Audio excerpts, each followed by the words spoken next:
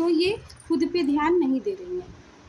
और जब तक ये खुद पे ध्यान नहीं देंगी तो इनको ये समझ में नहीं आएगा कि मैं क्या हूँ, मैं क्या कर सकती हूँ।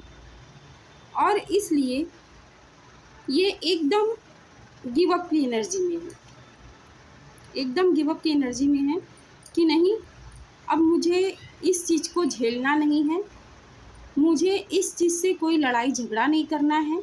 ये चीज़ें पता नहीं है भी कि सिर्फ मेरा भ्रम है। तो इन्होंने इस चीज़ पे बहुत सोच विचार किया, बहुत सोच विचार किया अपने परिवार के बारे में, प्यार के बारे में, सबके बारे में सोचते सोचते इनको सिर्फ एक ही थॉट आया कि अब मुझे गिव अप कर देना चाहिए, अब मुझे अपने परिवार को लेके यहाँ से हट जाना चाहिए।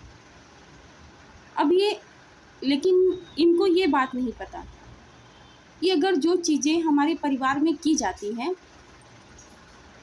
हम भले ही उस चीज़ से दूर हो जाएं, ठीक है, लेकिन वो चीज़ एक एनर्जी होती है, तो आप कोसों दूर चले जाएंगे, फिर भी वो आपके पीछे पीछे ही रहेंगी जब तक कि आप उसका निवारण ना करें। तो यहाँ निवारण एक ही है कि सिर्फ और सिर्फ ये फेमिनाइन एनर्जी ही इस प्रेत से अपने परिवार को छुटकारा दिला सकती है। अपने जब ये परिवार को छुटकारा दिलाएंगी तभी इनको वो शक्ति, वो सामर्थ्य इनके पास है जिससे वो उसके सामने डटकर खड़ी रहेंगी और उसका मुकाबला करेंगी। और इनको ऊपर वाले की तरफ से इनके पास जो भी चीज़ें हैं, यहाँ माँ काली की एनर्जी आ रही है कि वो आपको हर एक हथियार आपके एक एक हाथों में, जैसे माँ के अनगिनत भुजाएं होती हैं, हाथ होते हैं ना, उनमें हर एक हाथ में अलग अलग हथियार होते हैं, वैसे ही माँ ने आपको वो हथियार दिया है। इस्तेमाल करना आपको आना चाहिए। और इस्तेमाल कैसे करेंगी आप? जब आप अपने आप को पहचानेंगी,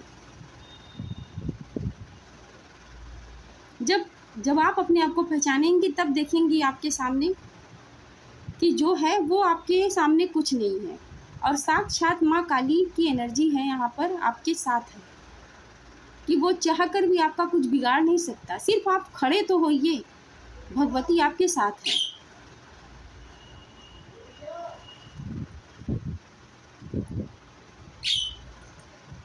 और जस्टिस आपके साथ होना ही होना है, ठीक है। तो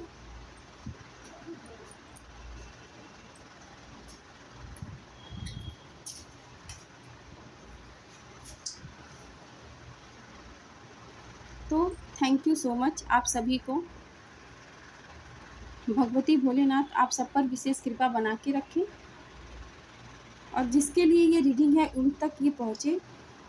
और यूनिवर्स आपसे कह रहा है कि आप डरिए मत, आप चाहें या ना चाहें आपको ये करना है, और मैं आपके साथ हूँ। तो थैंक यू सो मच। आप सभी पर माता रानी महादेव की कृपा हो।